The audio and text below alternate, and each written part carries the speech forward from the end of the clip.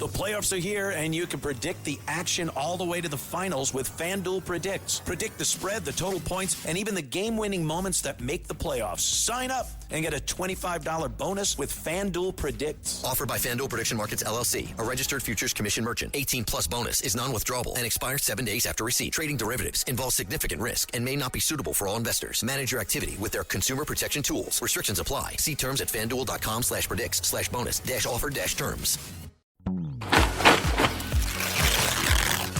Yeah, cool! A Lego set is a gift that always clicks. And clicks. The end of the final lap, and we've got a champion. And clicks. For kids who love everything on wheels, choose a Lego set. A gift that always clicks.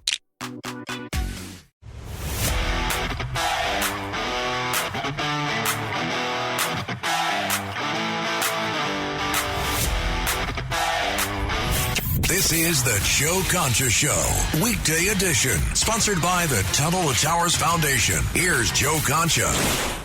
And welcome, everybody, on this sultry Wednesday night. I thought Tuesday was hot. Today, let's put it this way. I take a hike around this nature reserve every morning with my dogs, and by the time I got to like mile 2, I couldn't see because the sweat was coming down my head at such a furious pace. Extra salty today for whatever reason. Once it got in the eyes, and I didn't have anything to clean it off outside of my shirt, which was also drenched. Yeah, it wasn't pleasant, and this is going to continue apparently for the next few days. And we get to the weekend, yeah, it'll be some showers that may come in and cool things off, kind of, but it'll still be in the 90s unless you're at the beach where it might be manageable. But boy, this is just like being in Florida, I guess, like in August. This is why Florida has such a high obesity rate. You would think it's the opposite because it's warm and there's beaches and people want to look good, but no, people stay inside because you don't have too many options in this sort of heat in terms of outdoor activities. Anyway, enough about the weather. I got to talk about what just happened at the Empire State Building this afternoon because, boy, I mean, I know that sometimes people want to do something that they'll always be remembered for, I guess, make their mark.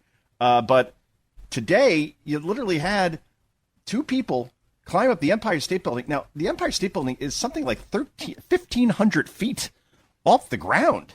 And this man and this woman somehow, not just they climbed up to the top floor, they climbed the friggin' antenna. So, and then it gets better because they fly this pro-peace banner and then appear to start, according to NBC News, making out. All right. And then the guy proposed to the woman, even though they were in dark outfits and masks. And obviously the pro-peace banner, you've probably seen it by now because it's everywhere. When the power of love. So they're quoting Huey Lewis from the Back to the Future soundtrack, it appears. When the power of love beats the love of power, the world knows peace. All right. So there you go. They've been arrested. But I wonder what will happen to these 2 folks. And by the way, you picked today to climb up that antenna? Oh, man. I mean, it had to be. I mean, I'm surprised that they don't appear to be wearing gloves. So then pretty easy to slip with all that sweat that I was just talking about. But, yeah, I guess people do this stuff. Let's see. According to NBC News, the incident comes as New York grapples with an influx of visitors in town for the World Cup matches and the 4th of July holiday weekend. The city is also readying for the possibility of pop star Taylor Swift and football player Travis Kelce's wedding at Madison Square Garden. Now, we don't know if that's happening, but still, it's so cheesy if it does. I'm sorry. Kelce plays for the Chiefs, all right? You want to go have a wedding at Arrowhead Stadium in Kansas City, go right ahead. But you got to have it at Madison Square Garden. You got to make it such a spectacle. She just made $1 billion on that Eras tour. She needs more attention. Just do a quiet ceremony somewhere. You could get away with it. I'm sure overseas, some island somewhere. Make it nice, friends and family. Have it at MSG. I don't know. And MSG is, short one person right now as far as the Knicks are concerned. Unbelievable how quickly this happened. Mitchell Robinson, who was an integral part of that magical run the Knicks made to win the NBA championship, first one since 1973. It was basically Brunson, Towns, and Robinson. Well, now he's gone. And not just he's gone and he went to the Lakers or something where you only have to play that team twice a year. You'd only see them in the finals. He went to friggin' Boston. Oh, the Celtics. I guess if the Knicks have one big rival, it was Jordan and the Bulls in the 90s. But overall, I think the Celtics are the number one rival. And, oh, by the way, they're in your division, and they've won a couple of championships. They were a little banged up last year. Maybe that's why they didn't make it back even to the Eastern Conference Finals. But the point is that, he had to stay within the division. So Michael Rappaport, the actor, who's a huge Knicks fan, is not happy about this at all. And cut number 8, go. Yo. This is when you break out the aprons, the blankets, the napkins, the sleeping bags, the duvets, the covers, the goose downs. Whatever you need to do, you don't let Mitchell Robinson leave. He won us games. He won us games this year. He won us games last year. He's been with us through hell. He's a winner. This is not an easy person to replace. Mitchell Robinson is not an easy person to replace. I care about aprons, napkins, free agents, and all this convoluted, crazy calculus craziness. I was feeling good. I was feeling good about the New York Knicks summer of love. This is when you spend the money. This is when you spend the money. Mitchell Robinson is worth the money. He brings the honey. I can't believe we let Mitchell Robinson go because of some napkins and aprons and duvets. I got to be honest, I don't quite understand the whole napkins and aprons thing. I do like, he's worth the money. You give him the honey. That was a nice little rhyme by Rappaport, of course. Now, why did he go to the Celtics? Well, pretty easy, actually. He was just offered and signed a 3-year contract for $47 million. So he'll basically make $16 million a year. It's all guaranteed, by the way. And he goes to, obviously an excellent team. So the Knicks went from being, hey, maybe let's get greedy and go back to back. And now you've lost a very key cog. It would almost be like Jordan and the Bulls, Jordan and Pippen stay, but then they lose like a Rodman, and I'm not saying that Rodman is like Mitchell in terms of their playing style, but very important cog. And now he goes to the hated seas up in Boston. Unbelievably devastating. There's a whole story about Knick fans talking about not just Michael Rappaport, but in general, like, boy, you couldn't just let us have a nice moment, win this championship, beat Wemby and the Spurs, and then 5 minutes later, one of your best players is gone to your main rival. So go figure on that one. Meanwhile, Tim Walz is devastated, apparently. This is, of course, the goofy 80s sitcom dad who is, for reasons that we will never quite understand, or maybe just because she has no instincts, was chosen as Kamala Harris's running mate. When you had Josh Shapiro, 63% approval in Pennsylvania, a state you must win or else you won't win. He's right out there for you. Pretty good on the stump. You could sell yourself as a moderate with a guy like Shapiro campaigning with you, and nope. She went for Goofy Tim instead, who wowed us with his love of China. Went there more than 30 times. Who goes to China even more than once, if ever? And then said at one point we could learn governance from the Chinese government. The communist one? Oh, okay. Didn't know what a pick six was, even though he touted himself as like the next Vince Lombardi when it came to football. That probably drove me crazy more than anything. Oh, yeah, by the way, lied about being in combat. No, he was in the National Guard, and they were stationed in Italy. And then when his unit was called up to go to Iraq, he decided, all right, I retire, and then ran for Congress in Minnesota, eventually becoming its governor. His wife was the best, too. It is. She's still alive, of course. But when she said that she opened the windows to the governor's mansion so she could smell the tires burning from the riots that cost that city more than $1 billion because she thought it was a sentimental moment. Yeah. So anyway, Walz now, since then, went from being a possible presidential candidate in 2028 to, oops, there's billions of dollars of fraud that happened under him. And now it's gotten so bad that he isn't even seeking re-election in the bluest state in the country. If you go by the stats anyway. I mean, a Republican hasn't won Minnesota since Richard Nixon in 1972, meaning even when Reagan won 49 states, there was one out there that he didn't quite capture, and that was Mondale's home state of Minnesota. Anyway, here is Walz. Now, still, most Democrats, I think they got the memo on this whole men playing against women in sports thing. It's a loser as far as polling, 80-20, 90-10. Well, Timmy still supports men playing against girls, and here he is in cut number 12 explaining his reasoning. Go. And I will say this as a coach and a teacher, anything that gets kids involved, I want them to be involved. This idea of folks who have never been to any youth event or any high school event are hell-bent on making sure that some kid doesn't participate in bowling or whatever it might be is ludicrous. Wait, you're an idiot. We're not talking about bowling. It's not a contact sport. And even if it does take some strength that a boy may have because of those chromosomes that boys have as opposed to girls, we're talking about boxing. We're talking about track. We're talking about swimming. Talking about a lot of sports. Field hockey. All right. Shouldn't happen.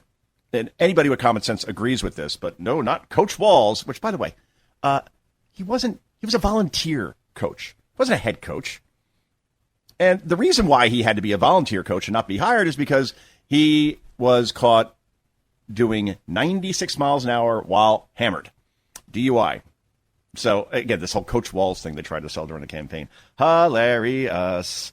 Somebody who probably is a big fan of the governor is Jennifer Welsh, who's this insane podcaster who has had 15 times the Botox one human being should be able to absorb into one's face. And now she's on this whole kick. Like, in other words, she's very, very far to the left, and she's a huge Graham Plattner fan, which is kind of ironic because, this Welsh gal says that she's a champion of women, but then she supports Plattner, who literally abused his ex-girlfriends. So kind of a difficult dot to connect there. But here is Welsh now accusing Susan Collins. Susan Collins is Graham Plattner's competition. She's an incumbent senator, has been there for quite some time. And she seems to win these contests when a lot of people count her out. There was one contest where she actually was down 23 points in polling, came back to win by 9. So just saying. And now, most recent poll I saw out of Maine, it's Collins over Plattner by 3, when Plattner was beating her by double digits like a month or two ago. So a lot of people just can't stomach voting for the guy with the Nazi tattoo. Yay. Some people have at least some principles left in Maine. But here's Welsh accusing Collins of literally killing women, because I guess you can't be provocative enough for this podcast. Cut number 13, go. And Susan Collins is diabolical. Women are dead all over the country because Susan Collins was the deciding vote for Brett Kavanaugh. And in my home state of Oklahoma. Yeah, women are dying, she says, all over the country. Okay. Haven't seen too many reports on this. Oh, because what? Because Brett Kavanaugh became a Supreme Court justice? Really? I can't understand. It's funny because I'm like, this person, there can't be a husband at home waiting for Jennifer Welsh to get done with her podcast so they could go for a nice hand-in-hand walk somewhere. I'm like, there's no way this person is married to another person. Like, you to listen to that, it would drive anybody crazy. And sure enough, when looking it up, she and her husband divorced because he went so crazy that he ended up in drug rehab. And you can kind of understand why. So hopefully Mr. Welsh gets better. Meanwhile, angry Joe Biden, he is back once again.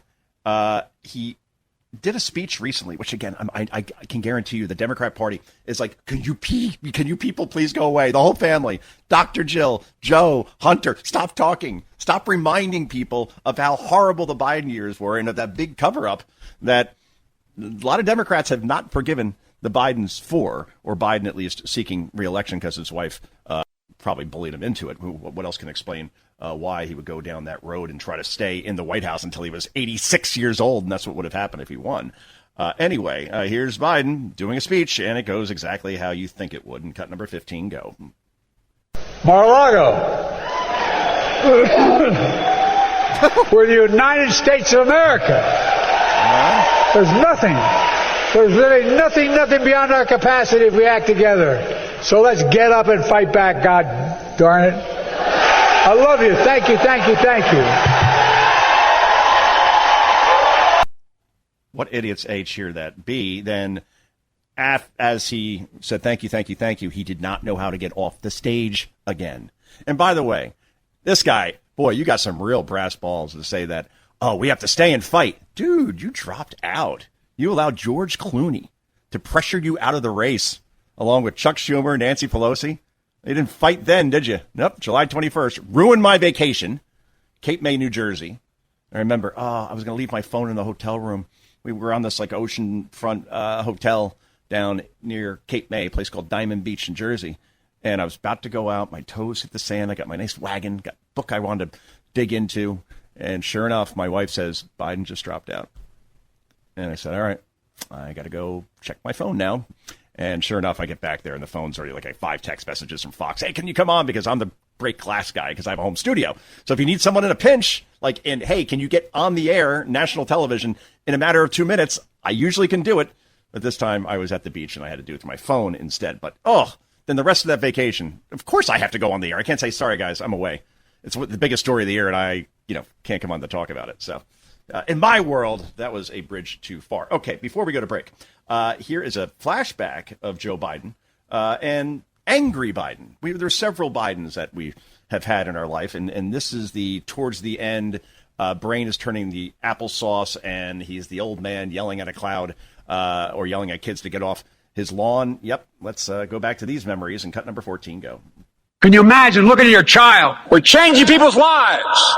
We beat Farmer this year. Think about what you'd think about. What? It strips you of your dignity, damn it. Deprives you of your dignity. Food. Not more, fewer. He was a patriot. Takes everything away from you. Without unions, there'd be no middle class. I'm sick of this stuff. Well, I'm sick and tired of smart guys. There is not a single thing we cannot do. Not a single thing. Why is he yelling? Of course you're going to lose your voice there at the end. So, yep, imagine that. If Dr. Jill Biden had her way and somehow something happened to President Trump, I guess, Joe Biden could have won re-election. We'd be stuck with that until 2029. Woo! Well, anyway, this first segment went by fast. We got even more great clips coming up here on WABC and on stations around the country, around the world. Back with more in just a moment. In this 25th anniversary year of September 11th, the Tunnel to Towers Foundation continues to honor America's heroes. Heroes like Fire Lieutenant Michael Walz, who was inspired by 9/11 to serve his community. After 14 dedicated years of service, he lost his battle with occupational cancer, leaving behind his wife, Katie, and their 3 children. Tunnel to Towers honored Lieutenant Walz by paying off the family's mortgage in recognition of his sacrifices. Donate $11 monthly and amplify your impact with a car or land donation. Go to T2T.org.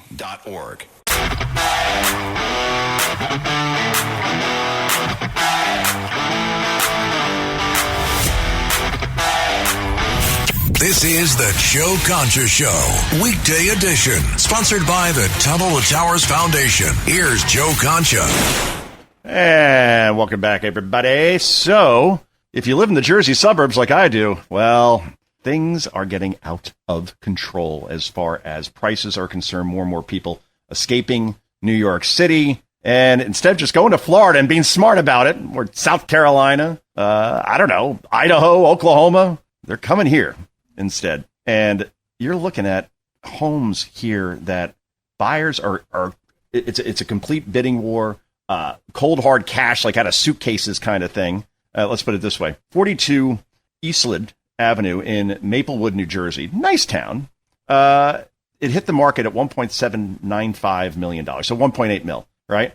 It just sold for $2.3 million. So it's 30% above asking price. And this is happening everywhere, not just in Maplewood, but certainly in Bergen County, Essex County, Union County. It's insane, and it's just the way things are going. So I'm priced out. I mean, I have to stay now in what was supposed to be my starter house, unless I want to move to another state, because homes, you look at what $1 million gets you where I live, 3 bedrooms, dilapidated homes, and they're going for 7 figures. It's a whole bowl of wrong, my friends. Anyway, this is Joe Concha. This is the Joe Concha Show. We talk about other things besides home prices. This episode is brought to you by Accenture. When your advertising operations fall out of sync, everything else follows. Spotify and Accenture are working together to reinvent the rhythm of ad sales, using automation, analytics, and smarter workflows to simplify campaign delivery and access better data across the business. The result? Less time spent on operations, more time connecting brands with the moments and fandoms that matter most. Learn more at Accenture.com/Spotify.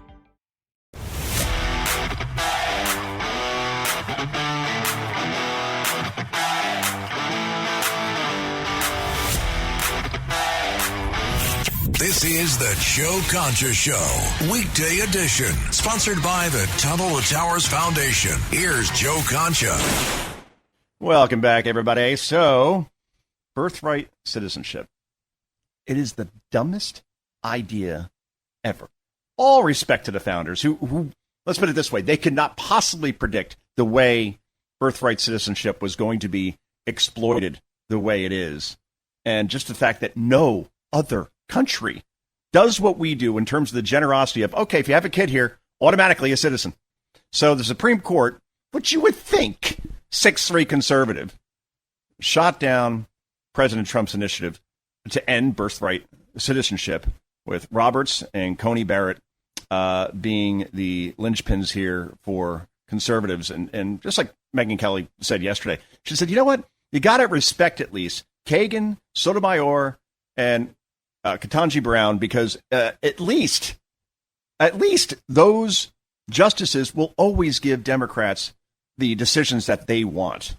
And Roberts and Coney Barrett, I mean, this is a pretty easy one, and blew it. Now, Trump did have some victories as the Supreme Court wrapped up with a bunch of decisions, but this one was the biggie.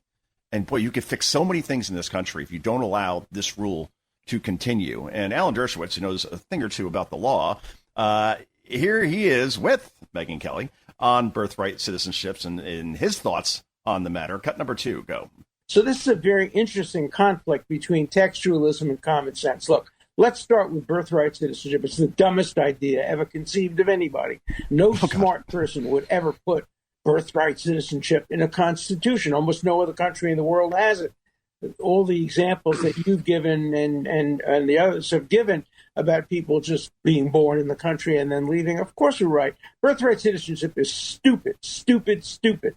Also, it was never intended to cover people from China who come here, give birth, and then go back and have no allegiance to the United States. That's all clear. The problem is the wording of the Constitution. The wording of the Constitution is dumb, but it's there. And so you have a textualist, and I could understand a real conservative textualist like, our dear friend Justice Scalia, who was saying, well, I'm not empowered to change the Constitution. The Constitution says born in the United States, subject to the jurisdiction thereof. Yeah, maybe. So I would hope that, A, the Constitution would be amended to make sense, but unlikely. Yeah, amendments are very, very difficult to actually come to fruition. And that's the thing. Like, it's in the Constitution. So if you're a constitutionalist as a Supreme Court justice, which we want, they're following what was said there. But it's not like the founding fathers were perfect. And again, what their idea was at the time, and the way Dershowitz just explained it, where literally people are coming from China, right, an enemy, having kids here, having babies here, and then they leave. No allegiance whatsoever. It's so dumb.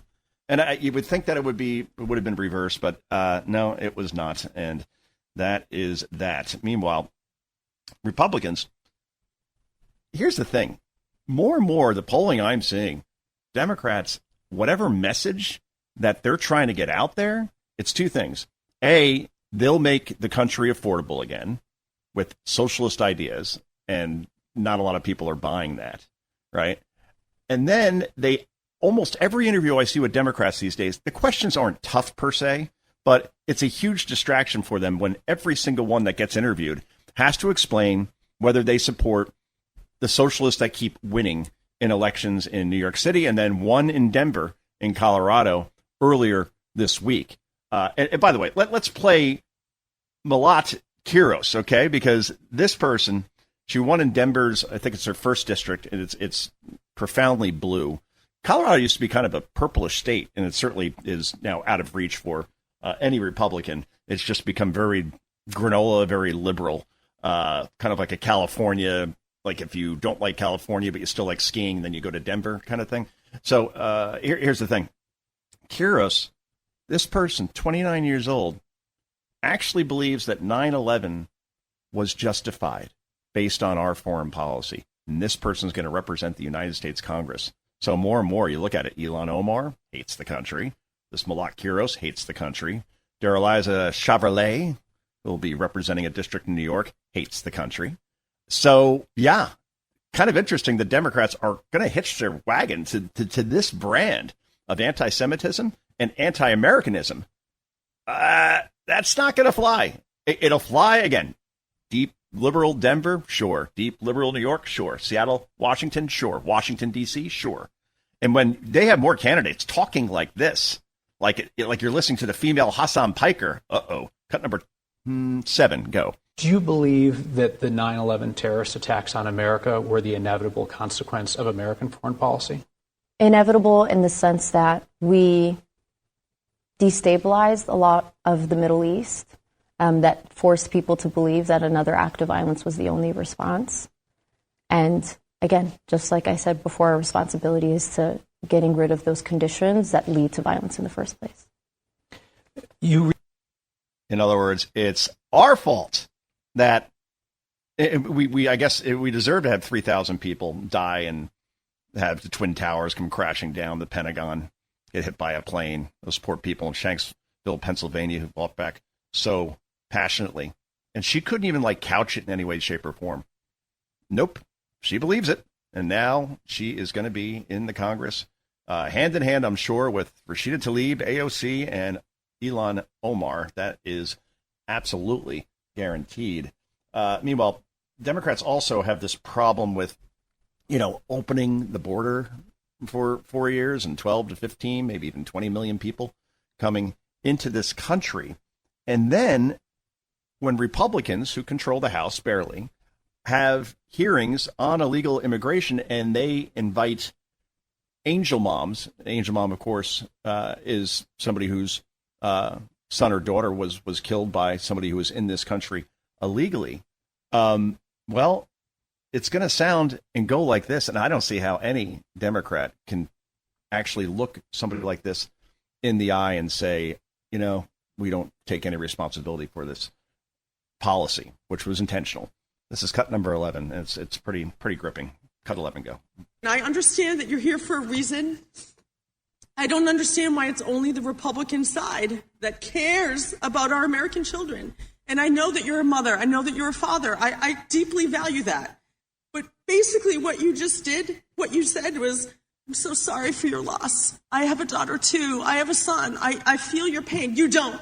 You don't feel my pain. Because the next words out of your mouth were, but. There's no but. When your child is in the coffin, there's no but.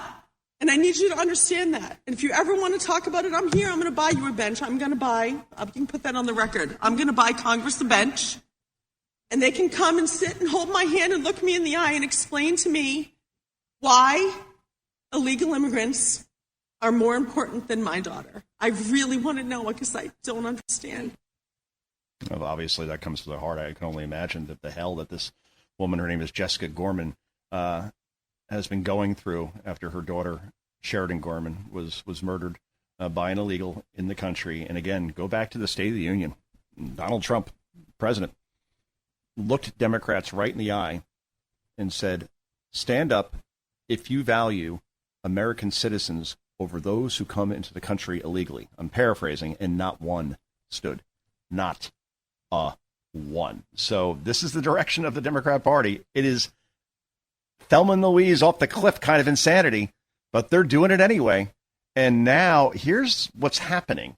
Harry Enton over on CNN cites a Kalshi betting market thing. And the betting markets are kind of scarily accurate when it comes to election predictions. I mean, Kalshi, for example, in Polymarket, kept saying that Spencer Pratt was going to be overtaken by this Nithya Raman, who finished a distant third to him, was down by 9 points after election night. And then magically these mail-in ballots came in, and she ended up getting to the general election against Karen Bass. But I remember seeing Kalshi saying she has a 78% chance, the day after the election, of moving on and Pratt being out. I'm like, that can't be right. But then I've seen these betting markets be so much more accurate than polls.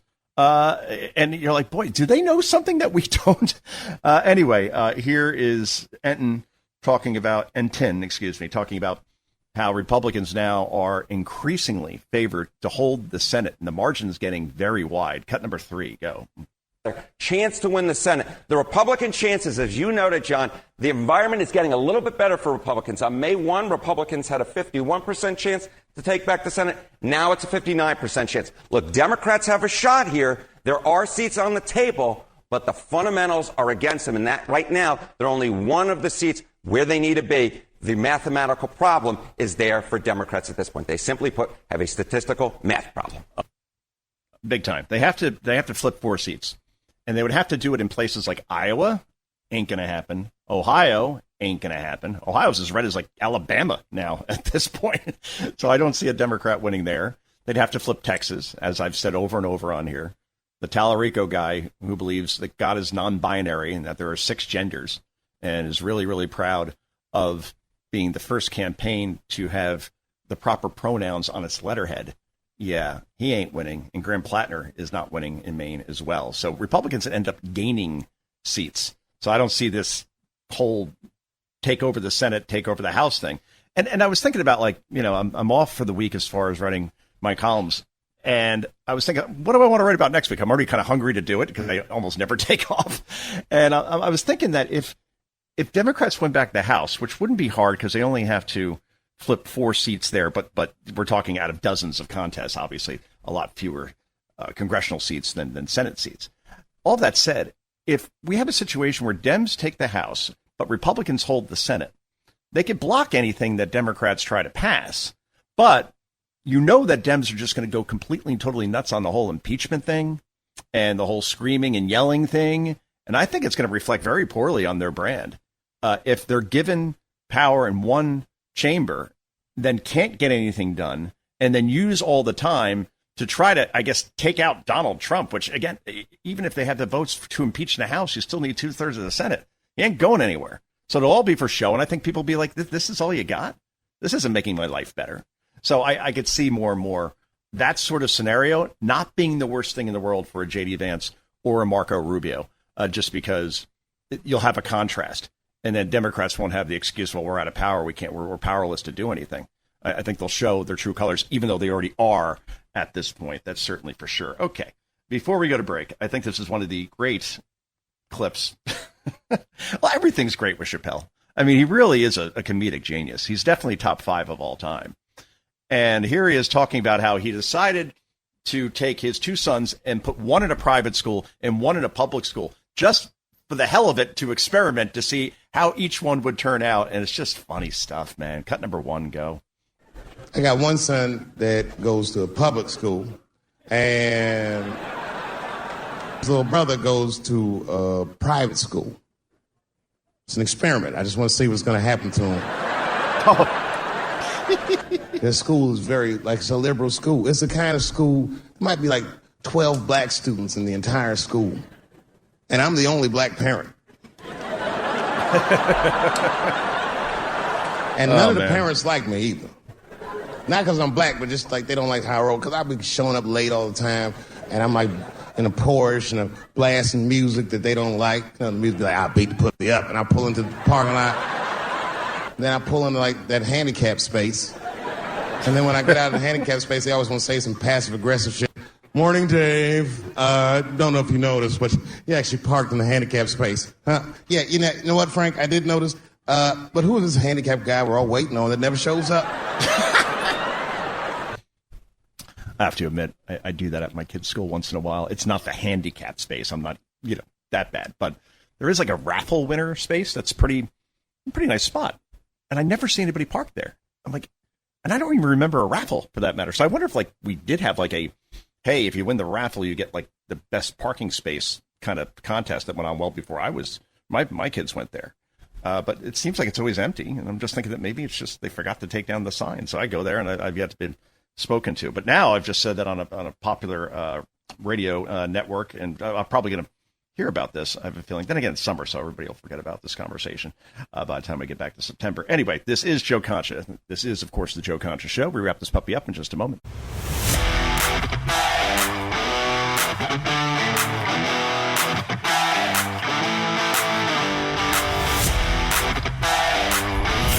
This This is the Joe Concha Show, weekday edition, sponsored by the Tunnel to Towers Foundation. Here's Joe Concha.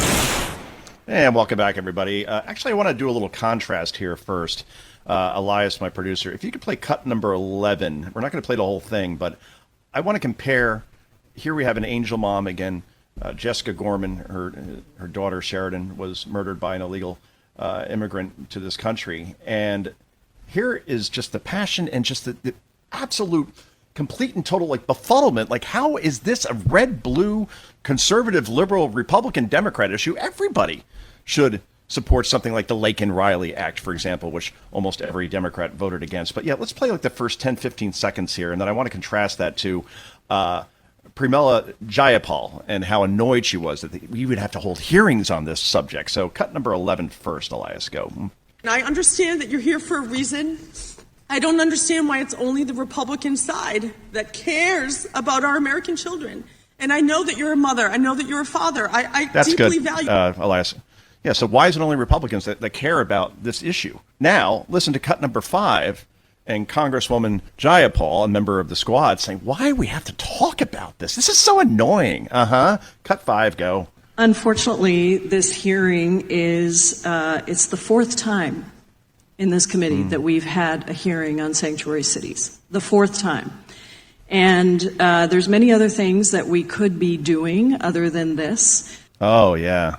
That sucks, doesn't it, that we got to talk about sanctuary cities, which, again, birthright citizenship, as Alan Dershowitz said earlier in the show, is the dumbest idea ever. I think sanctuary cities might want a word on that one, because that easily is, look, different laws here in this city, and if you're here illegally in the country, which is illegal, you're welcome in a city like New York or San Francisco or Chicago. And we've seen what it has done to those cities. And Jayapal's like, well, I can't believe we have to talk about sanctuary cities again, when more and more Americans certainly are against that particular concept. Anyway, this is pretty incredible to listen to as well. Here you have J.B. Pritzker, right? Fred Flintstone, the governor of Illinois, talking about Joe Biden in 2024, when everybody knew that his brain turned applesauce quite some time ago, probably going all the way back to the 2019-2020 campaign. Here he is defending Biden's mental acuity. And then we're going to fast forward to what he thinks about President Trump's mental acuity. And just this irony and hypocrisy is so rich, it's so pure, you could snort it. Cut number 9, go. I thought it was extremely unfair for he was a Trump appointee originally to the Department of Justice, to offer his own opinions about the mental acuity or age of the President of the United States. I've been with the President of the United States many times. He is on the ball. The man knows more than most of us have forgotten. Okay, so let's bookmark that. And now what does he think about Trump? When, again, he doesn't speak to Trump. He's never around Trump. But Pritzker, boy, I guess he's Dr. J.B. Pritzker now. No, he's not. Cut number 10, go. I think the man has dementia. I don't really understand how it works up there for him. I think it's kind of a sad state of affairs, because someone who's suffering from dementia, I mean, they genuinely need help. And there's no one around him who wants to help him. Boy, this guy has some nerve. Biden was okay, but Trump isn't. Now you're going right to the D word with Trump, who outworks everybody in his cabinet and most people in the country. Guy barely sleeps. He's constantly working, constantly takes questions from the press. And Biden was the exact opposite of that, of course. Anyway, before we go, John Fetterman says we have a new left wing, and he's got a D word for them, but it's not dementia. Cut number 4, go. We just saw candidates endorsed by the DSA sweep those local elections in New York. Do you think this says anything about the future of the party and where it's going, or is it just more of an anomaly? Well, no. We officially have like a dirtbag left wing, the pro-Hamas and the dirtbag left wing, without a doubt. Hey, anyone looks at what they've written, they've had to delete it because abolish the border, abolish prisons. Mandami refused to even just address, he was asked, do you think you should abolish prisons? And he won't even answer that question. And other Democrats, colleagues in the Democratic in the caucus, refuses to just call these people out. Precisely. And we'll have to leave it there, unfortunately, because that was a fast hour. My goodness gracious. But we are back tomorrow night at 9 p.m. Eastern time, unless, I melt out in the sun, which that's a possibility for all of us, I guess. So stay cool. Back tomorrow night on stations around the country and around the world. Until then, I got 2 words for you. Bye-bye.